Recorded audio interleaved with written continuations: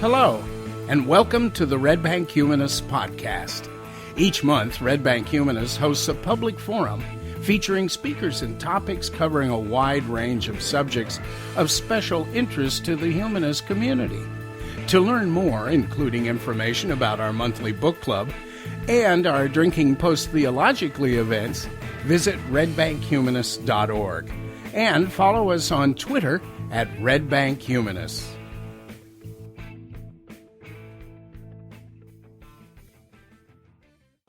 Welcome to the Red Bank Humanist Human Light Celebration, where we're here to celebrate reason, compassion, and hope. I'd like to thank you all for braving the snow to get here tonight. I just checked the weather a little while ago. The temperature's rising. It's switching over to rain, so by the time we're all leaving, we'll all have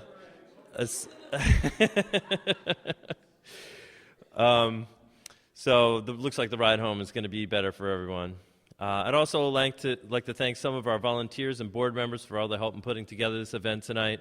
Linda Montgomery, Adam Green, Eric Seldner, Carol Auer, Trudy Lagan, Pat Barr, and Irma Lesser, who deserves a big round of applause.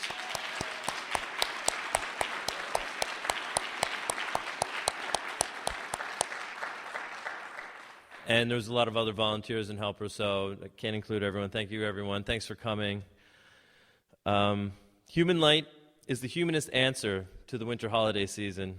When many are gathering with their family and friends to celebrate a religious holiday in December, our community has also developed our own holiday so that humanists can gather with their friends and family and other like-minded individuals to eat, drink, and celebrate a distinctly secular and joyful humanist holiday dedicated to the proposition that humans alone are in charge of our destiny and that we can best work together for the greater good and by living an ethical life based on reason, logic, and science without a need for supernatural beliefs.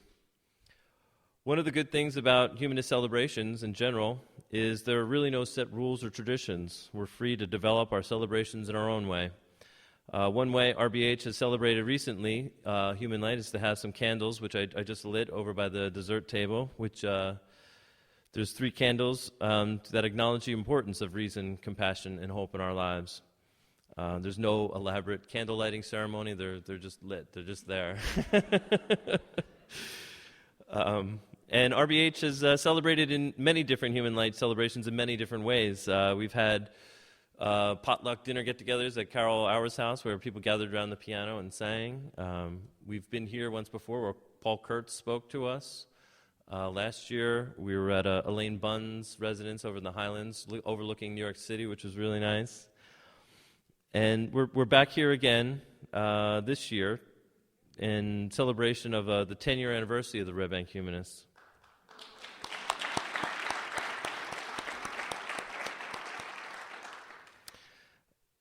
So how was the food? Yeah. Well, I hope you ate and you'll get some, like I said earlier, burn some brain calories, and you'll get ready for dessert and cake to celebrate our 10-year anniversary. And we'll also, after the speeches, we're also going to be pulling the tickets for the door prizes, and we're going to be giving away some awards for the volunteers who went above and beyond this year. So please stick around. And so at this point in time, I'd like to introduce tonight's special guest speakers, Maggie Ardiente, the Director of Development and Communications at the American Humanist Association, and Roy Speckhardt, the Executive Director of the American Humanist Association. I've had the pleasure to meet both of them a couple of times, once up at Rutgers University, at the chaplaincy of Rutgers University. They came to speak. And the second time was at the American Humanist Association's annual conference in Boston, which is really great, and we had a great time up there. And I recommend, if you ever want to go to a great conference, go to the American Humanist Conference. And fortunately, it's going to be down the road, I think, in that direction, this coming June 5th to June 8th in Philadelphia. So please save the date for that. It's a great opportunity to see some great seminars, learn some great things, and meet some great people. Maggie Ardiente is the Director, as I said, of Development and Communications at the American Humanist Association. She's the editor of the AHA's weekly e-zine, Humanist Network News. She graduated with a BS in Sociology from James Madison University and served as Vice President of the James Madison University's Freethinkers, a student group for atheists, agnostics, and humanists. She's a former board member of the Secular Student Alliance and a graduate and board member of the Humanist Institute. Won't you please welcome Maggie?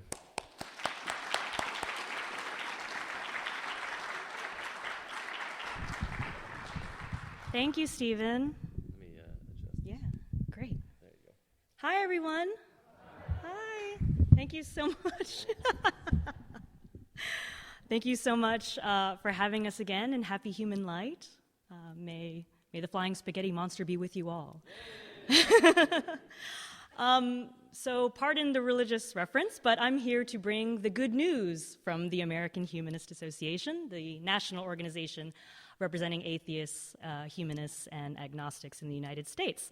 I'm here to talk a little bit more about AHA because I think that it seems as if everyone, especially our good friends at Fox News, they think that all the American Humanist Association does is simply try to destroy Christmas, which is a little true, but not all true. Actually, one of the best hate mails that we ever got was around Christmas time. This was a couple of years ago. And this was from a fellow named Don. He was reacting to one of our bus ads. We usually put bus ads around the holiday, and one of the ones that we put up was a simple ad with Santa Claus on it. And it said, "Why believe in a God? Just be good for goodness' sake." Right? It's a very nice, positive phrase. But we got a lot of hate mail. They thought that we were just trying to destroy Christmas. And so Don wrote to us, and he wrote, "You people are complete idiots. People like you are the reason why this country is in a downward spiral. I'll see you in hell and will voice my opinion there more intensely."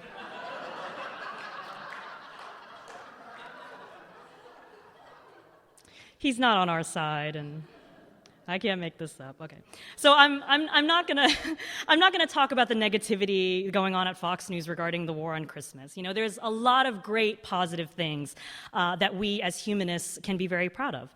But first, some numbers. The AHA has a membership and supporter base of over 23,000. We recently surpassed 165,000 followers on Facebook. We're one of the largest out there. And we have 50,000 people on our email list receiving our updates. And as mentioned before, I'm editor of Humanist Network News, and that's a free publication. I encourage you all to sign up for it. And what's great is that these numbers are climbing. You know, you are part of one of the fastest growing movements in the United States. Being a humanist is really hot right now. Pew Research surveys want to know everything about us. They want to know about the religiously unaffiliated, the nuns. You know, there were over 50,000 media mentions of the American Humanist Association and our various programs in just the past year alone. Fox News, The O'Reilly Factor, New York Times, Washington Post, USA Today, Time Magazine just a few weeks ago. All of these publications are covering humanism and atheist issues, so it's a great time to be a part of this movement. This year we sent a record number of legal complaint letters that resulted in 7 wins and 5 pending lawsuits. Our biggest lawsuit, as many of you may be aware of, is challenging the recitation of Under God in the Pledge of Allegiance in Massachusetts.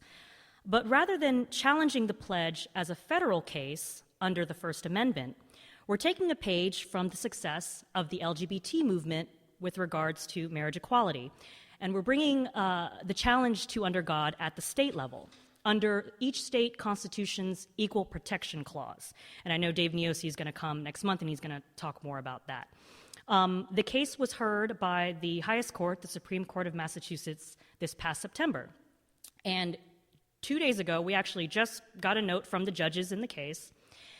They're asking for a 130-day extension to make a decision on the case. We were supposed to know about it, you know, just a couple of weeks ago, but they've asked for an extension. And I think that this is actually good news. That's saying one of the judges in the case is, you know, they're arguing very passionately for us. Otherwise, they would have simply said, oh, no, we're going to keep Under God in the Pledge, and that's it, and we're not going to cause any controversy. So I actually see this as good news. We're very excited about that particular case. And just, depending on what happens in Massachusetts, we're going to be bringing the case again in other states. And the best state that will most likely even be able to win even more than Massachusetts is here in New Jersey. So if you have young children and are offended by Under God and the Pledge, please let us know. And you can be involved in the case. And I'm particularly proud of our legal wins that protect students' rights. We won a settlement on behalf of a student named Gracie Betty, who sued her public high school after they required mandatory attendance at a Christian evangelical assembly that was happening during school hours. And we helped in getting a disciplinary record cleared for Isaiah Thomas, a gay high school student who was suspended for ripping pages out of the Bible in protest of its anti-LGBT stance. So it's great that there are students out there, atheist students, who are very brave and willing to take on a lot of these cases, and AHA is there to help. We've also been increasingly involved in raising awareness of atheist discrimination globally, and we're talking about very serious cases where you can be imprisoned or you can be killed for being an atheist. After 2 years of lobbying, the U.S. State Department now includes atheist discrimination in its annual report on the state of religious freedom around the world. We have regular meetings with both officials at the State Department and the U.S. Commission on International Religious Freedom, which is a separate body appointed by President Obama. In July, I was invited to speak on Capitol Hill with senators, representatives, and other government officials in attendance on this very topic. And I led a class on humanism for State Department officers at the Foreign Service Institute. And I was particularly surprised that a lot of these government officials, they simply have no idea that humanists are organized and that there are national groups and local groups that are working on behalf of non-religious Americans. So that's why it's so important that there are local groups and groups like ours to spread the word, to let them know that we're here. We still have a long way to go in that case. And it's also great that mainstream human rights groups like Human Rights Watch, Freedom House, and Amnesty International have written numerous articles specifically on atheist discrimination happening in countries like Bangladesh and Indonesia and in Egypt. So we're getting mainstream support for this issue, so we're very excited about that. I attend meetings on Capitol Hill as part of a working group of religious freedom advocates, and we're the only atheist group there. And and the rest are all religious groups, heads of national religious groups. And so I sit next to head of the U.S. Council on Catholic Bishops, and on my left is the head of the Church of Scientology. It's really weird, I have to say. But they're really nice. They're nice, but it's weird. But it's not enough to just do lawsuits and lobbying and shouting on Fox News. We have to serve the humanist community. We have to talk about what humanists want, and we want to be able to serve them. So we've developed an education center where we've developed humanist curriculum that you can use to hold humanist Sunday schools if your local group wants to do that. The Humanist Institute, which is an affiliate of the American Humanist Association, is a master's degree program in humanist studies. And it actually just got accredited by Saybrook University in San Francisco. So now we're thinking about, jobs in humanism, jobs as counselors, as chaplains that are accredited. And so we're, seeding jobs in essentially this movement. And of course, we support over 175 local chapters and affiliates across the country. We're one of the largest free thought groups with a large network of affiliate groups.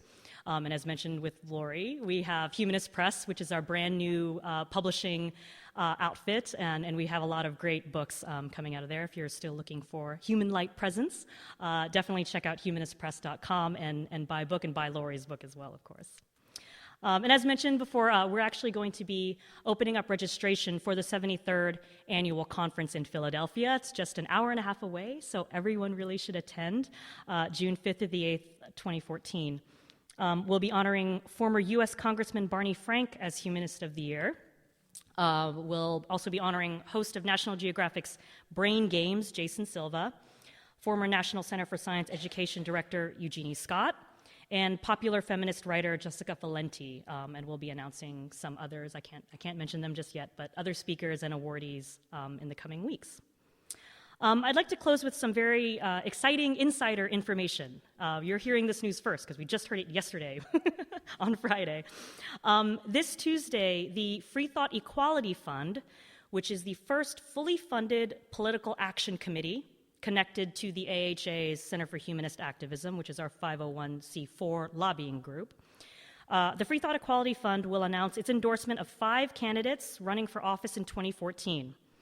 They include 2 who have publicly identified as a humanist, Juan Mendez of Arizona and Carolyn Tomei of Oregon, both of whom are running for the U.S. House of Representatives for the first time.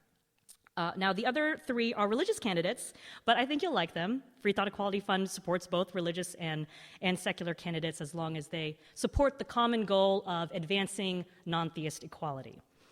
Jared Polis from Colorado introduced the House amendment this year to add a humanist to the military's list of chaplains, in addition to sponsoring the AHA's upcoming congressional briefing on the impact cuts to science education will have on government agencies.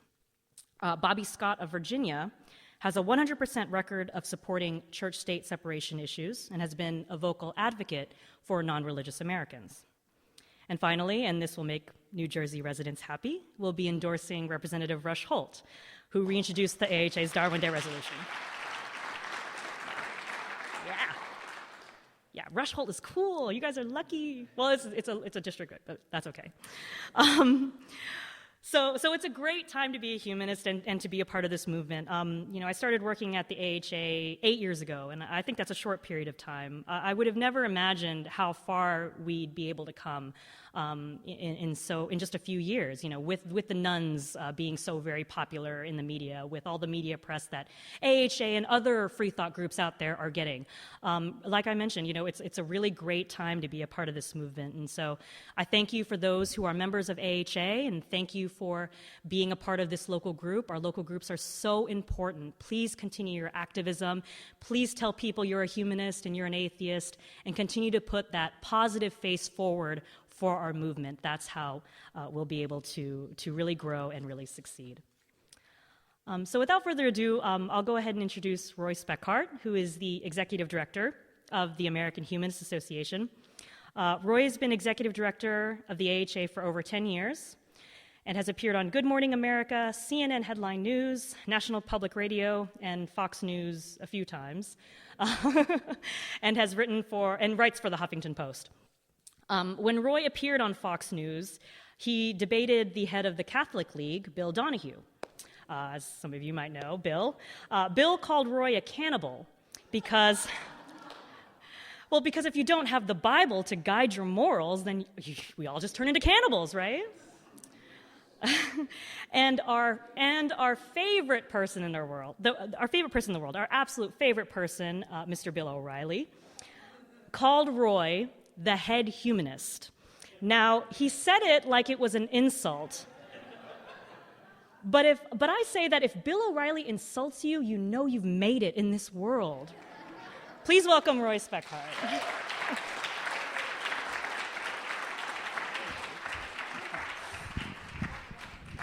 Thanks. So thank you all for coming out tonight. I know from DC, we see this as a big achievement because earlier this week, the federal government shut down because of the threat of snow that didn't happen. So this is impressive.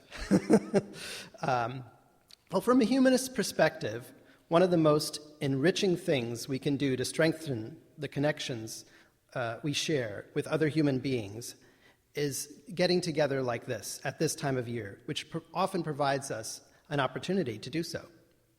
Unfortunately, most holidays of the season also have deep religious connections, and depending on how non-theists came to their position of not having an intervening God in their lives, some would rather forget those religious connections, and others just find them unpalatable. In 2007, while accepting the Outstanding Lifetime Achievement Award for Cultural Humanism, Salman Rushdie suggested we need an atheismus that avoids the unnecessary dogma and rigid rituals. And fortunately, we have such a positive alternative in human light. It's worth taking a moment to reflect just how meaningful these events can be. My now 12-year-old daughter, Johanna, first attended an event when she was just 6.5, I guess, which was in Washington, D.C. conference, where she attended an afternoon Camp Quest event. And I'm fully interested in raising kids who have a chance to think for themselves and decide for themselves about issues like this, so I'm not proselytizing at home. But this chance for her to meet with others who think the same way she does was really meaningful for her, and she remembers it to this day, and it's significantly altered how she views and the confidence she has of her own thinking. And so I think these events can have that kind of importance. For a new tradition, it's remarkable to see how quickly human light has become meaningful to so many. While human light is a straightforward and practical alternative to theistic holidays of the season, this celebration also expresses the joy and positive perspective in a this-worldly way that seems unique to humanists. I think this success is a part of a result of the wisdom and care poured into human light by its founders, Gary Brill and Joe Fox. And because of this special day is also imbued with all the collective, individual understandings we have of what human light means to each of us. What human light means to me is connected to my personal path to humanism. Like many of you I've met from theistic backgrounds, my journey to a new way of thinking is part of my lifelong journey to discard myths and misconceptions and seek truths with a lowercase t, that recognize the value of critical inquiry, no matter how sure we are of our positions. Raised Catholic, I didn't accept the Church's teachings for too long, as I didn't think an all-powerful, all-knowing, and all-good God made very much sense in the world which we all live. So by the age of 12, I was asking my priest why God would allow for a hell, and just a couple of years later, I got sent to the principal for not saying the Pledge of Allegiance. And then it was in college when I realized, oh, what I am, which I hadn't heard of before, is an atheist. And I guess at that time I was also an anti-theist too, because I questioned why my family and friends and community and society didn't see through this obviously transparent myth of religion. It took me some time to regain respect for religious thinkers and faithful humanitarians. But it was in that process that I opened myself up to the positive light of humanism. That transition toward humanism for me was part of the process of dedicating my life towards seeking social change that would help others. As I strove to challenge sexism and racism and homophobia, I found religious allies at every turn. These folks weren't so unenlightened as I presumed in college, and they were just as eager to do good as I was. So I ended up working for a number of years for a group called the Interfaith Alliance, which some of you may know is a church-state separation type organization that spends much of its time fighting the religious right. I recall one day, though, when I was doing a strategic planning session there at Interfaith Alliance, and we were trying to drill down to find out why we all wanted to do good, how we decided what was right and what was just. Some of them pointed to holy books, but then when we asked why they interpreted those holy books the way they did, instead of interpreting them in a more conservative way, as those on the religious right have done, they didn't have a lot of answers. And I think they didn't have the answers because they didn't know why they interpreted them the way they did. I left that meeting realizing that regardless of their faith traditions, regardless of whether they recognized it even, these folks were actually acting on humanist foundations. Sure, some had to really rearrange what the holy books said in order to get to that point. But they did that rearranging because they shared our common humanist understanding of the world. Still, as I worked on issues of environment and social and economic justice, I found that many such efforts were undertaken in a vacuum, not realizing their interconnectedness with other progressive values and struggles. Too often, efforts at charity in this nation and around the globe fall short because they fail to address the big picture and realize the foundations that undergird all these efforts. We know that people benefit from helping others. They benefit personally. We see this from the richest suburbs of America, where a wealthy business person might create a local charity to help out those who've fallen on hard times, all the way to the poorest slums in a developing country, where residents with little to their name band together to help a neighbor in need. Working to benefit society maximizes individual happiness. Viewing humankind as a global community in this way means that by helping others, we help ourselves to feel happy and give our lives a purpose. At the end of the day, no one is independent from humanity. We all survive based on the actions of others. That's why humanists instead strive for overarching and lasting change. Humanism is uniquely open to evolutionary form of philosophy that, like science, updates itself with new evidence. Humanism includes empathy for all humanity and a rejection of the isms. And humanism is a life stance that can truly resonate with modern life and provides an alternative worldview that inspires people to reconstruct the way they look at the world and harness a secular perspective bolstered by compassion to reach a meaningful conclusion about what direction our society must go and then act on it. It's in this context that I see Human Light as a positive celebration for those of us who want a real alternative to the theistic holidays. Positive because, for me, Human Light celebrates the light of knowledge, Human Light celebrates the warmth of kindness, and Human Light celebrates the passion for equality and justice, tempered by our humanity and bounded by reason. Before I conclude, I would like to I'm curious about something. I wonder how many of you celebrate other holidays during this time of year like I do. So let's do a little survey. Do you also celebrate Hanukkah? Do you celebrate Christmas as well? How about Kwanzaa? How about Festivus? Solstice? Any others that I missed?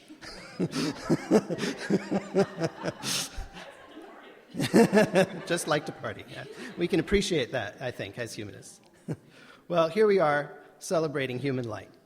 Human Light also provides a unique opportunity to show our religious neighbors that humans don't need a supernatural religious belief in order to be good, ethical, and live a meaningful life. In fact, human beings can be good and do good without a God, and many people use this Human Light occasion as a chance to give back to the community by doing things like working in soup kitchens and helping with toy drives for disadvantaged children. As countless people have found, giving like this can be more rewarding than any present one can receive. So let's enjoy this winter holiday season as families and friends and as communities. Let's appreciate each other's company and let's celebrate. Happy Human Light.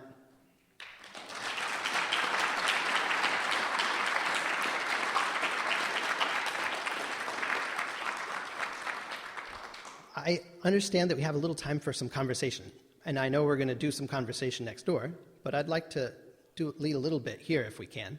Yeah, we're going to do a little Q&A as we always do it. If you have any questions for Maggie or for Roy, raise your hand. I'll pass the mic around. Anyone? Questions about Human Light or about anything the AHA is doing or anything about Irma? Hi, thank you so much, both Roy and Maggie. I was interested in what are some of the activist things that the AHA is involved with. And I know I recently sent my contribution for the disaster, through AHA. Could you tell us a little bit more about what we have a program here, which is Humanism in Action. It's our COG group, and we're small, but we try. But we just wondered what you do as a national organization. Now, I think your question has more to do with our charitable activism, but I think it's worth noting that it's really important to have activism in lots of different realms. You heard Maggie talking a little bit about our legislative lobbying activism, our international lobbying activism, our legal activism, our PR and community activism to the general public. But I think this charitable activism is also a good way to put a good face on what it means to be humanist. And why don't you speak to that? Oh, and of course, thank you for your contribution to Humanist Charities. Yeah, Humanist Charities is our charitable arm that focuses on disaster relief efforts. And so just recently, we raised $25,000 in a day for relief efforts in the Philippines after Typhoon Haiyan. Yeah, and so that was really exciting. You know, it's important for us to donate in the name of humanism, because of course the media out there says, "Oh, atheists, they're selfish. Humanists are selfish. You know, you guys, need to support churches and all of these other charitable groups," and that's simply not true. And so it's great when folks can donate to humanist charities and Foundation Beyond Belief. And do charitable activism. We think that's very important. I have two questions. Are you set up such that I could donate as a gift for somebody else, and you could send them a card and say, money has been given to the Humanist Association in your name? Absolutely, yes. Okay. And we can give gift memberships and all kinds of things. Absolutely. Excellent. My other question was, on a political side, I get 20 petitions a day to sign, and I sign a lot of them.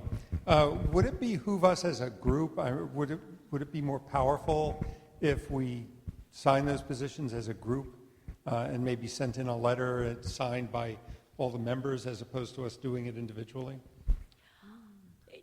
Well, I think it depends on the issue. I mean, one thing that we do as an organization is we often sign on to letters to President Obama or letters to members of Congress as part of a coalition of other national groups.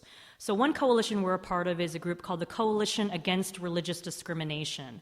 Groups like Americans United for Separation of Church and State, ACLU, are part of this group. And so whenever there's a faith-based initiative issue that we want to oppose, or something particularly related to discrimination, we all get together, create a letter, and then as an organization we sign it. And so when President Obama gets the letter and he looks at this letter and it's signed by 50, 60 organizations, that has an impact. So I think that it's great if you as a local group can find other coalitions or other groups to work with and sort of be a voice as a group. I think that's really important. Although I do think the individual ones are important too, especially if you're trying to reach Congress, because they count how many they receive, and so the more, the better in that case. More individual ones, the better. Then they can say, that we've gotten this many responses that favor our vote in this direction. Yeah, I should say that the fact that Rush Holt earlier this year reintroduced the Darwin Day resolution. Okay, so just as some background, AHA advanced that Darwin Day resolution first with Pete Stark back in 2011. And as many of you know, Pete Stark is the only out atheist that we had, and he's now out of office. And so we needed to find another representative to reintroduce it. And luckily, we had members who were a part of Rush Holt's district, and they were very vocal. They called him up and said, I'm a member of your district, and you need to help support AHA and support the Darwin Day resolution. And so that's really helpful. The individual's voice really matters. We're lobbyists. They don't have to listen to us, but they do listen to their constituents. So it's very important to be vocal on those issues.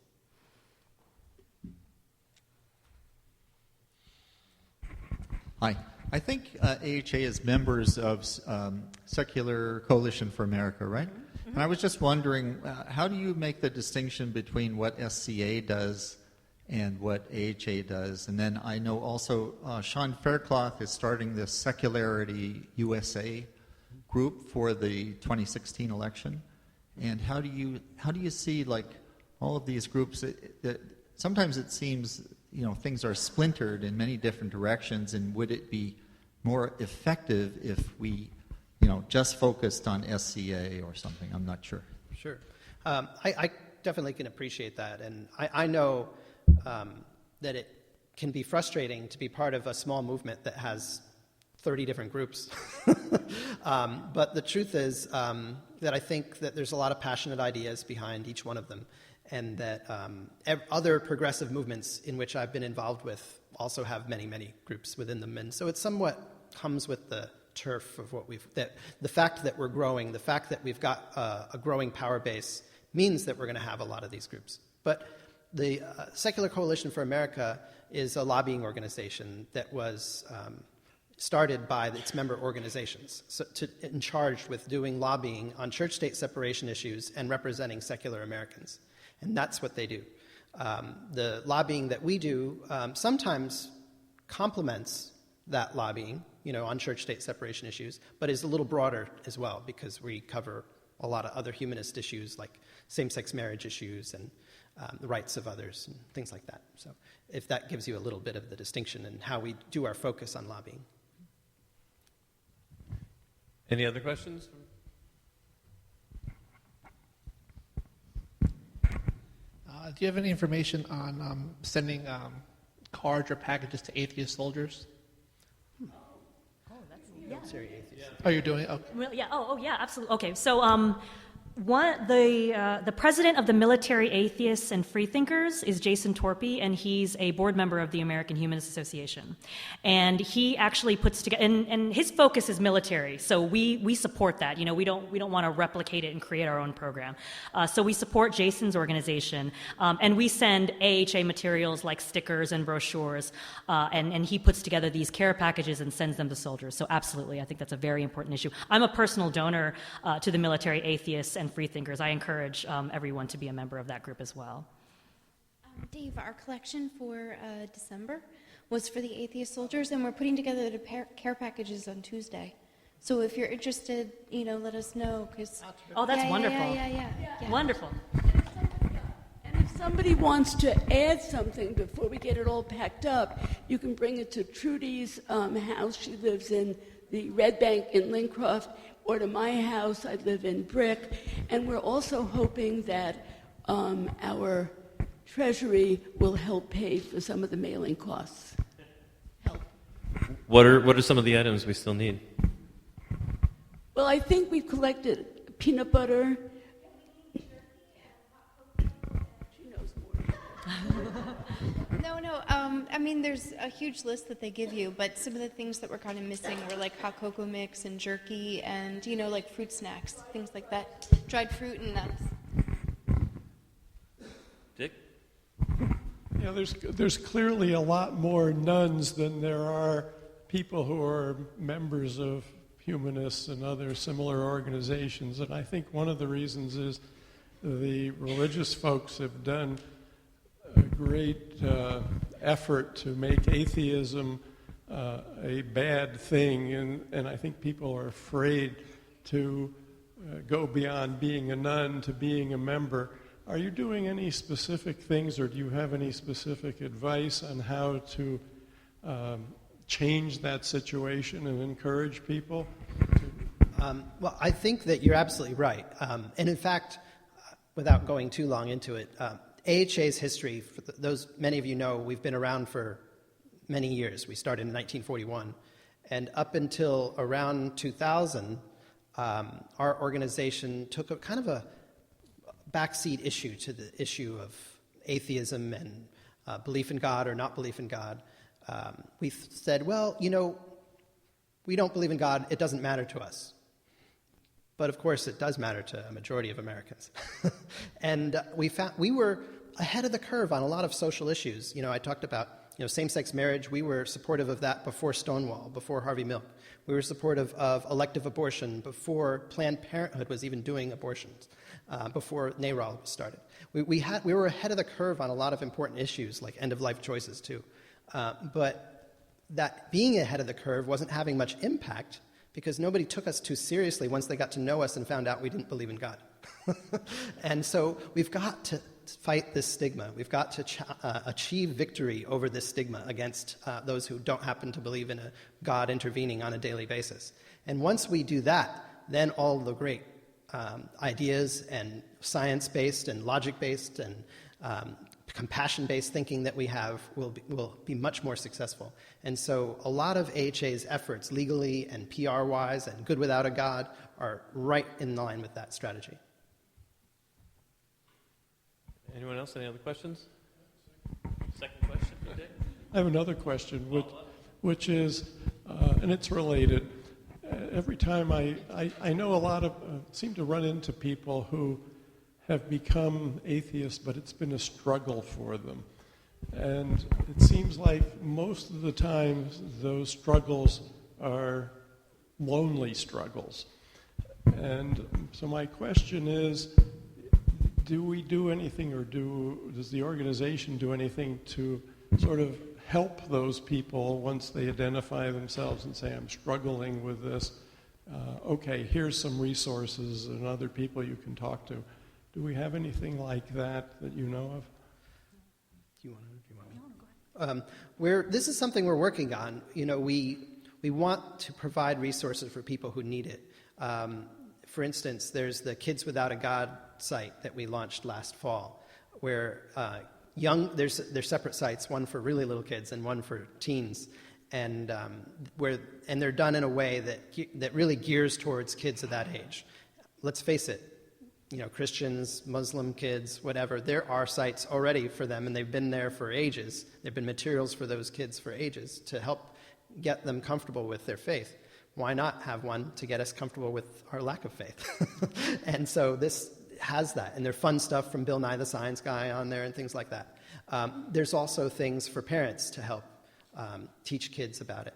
For individuals out there on their own, hopefully we try to connect them to one of the 170 groups like this one around the country so that they can have a place to go and get involved. But there's also a big increase. I assume this group has a meetup connected to it.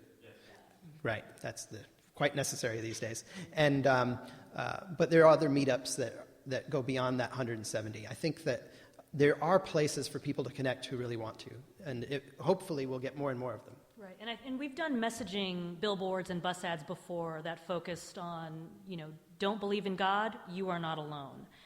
You know, we really want to encourage people that they're not alone in their atheism and if they're struggling with atheism. And again, this is why local groups are so important. We're working to expand our network of atheist and humanist groups so people can find a local group in their area. I mean, especially in places like the South where it's really hard to come out as an atheist. In fact, we're going to be coming out with a story on thehumanist.org next month with regards to a person in South Carolina who had some pretty awful things done to him because he came out as an atheist. He was involved in a lawsuit down in South Carolina and had to move to Connecticut because of really terrible things that were happening down there to him. So we have to remind ourselves that there are still a lot of places in the country where it's really difficult to come out as an atheist, and we need to lend our support to them.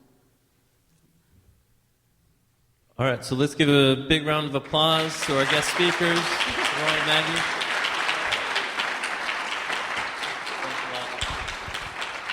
Please join us back in the next room here for coffee and cake to celebrate 10 years at the Red Bank Humanists. Stick around, we're going to have the door prize giveaway and some awards. And thanks all for coming and enjoy yourselves.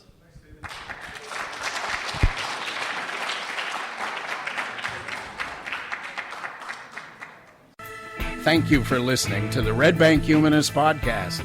For more information, visit redbankhumanists.org or follow us on Twitter @RedBankHumanists.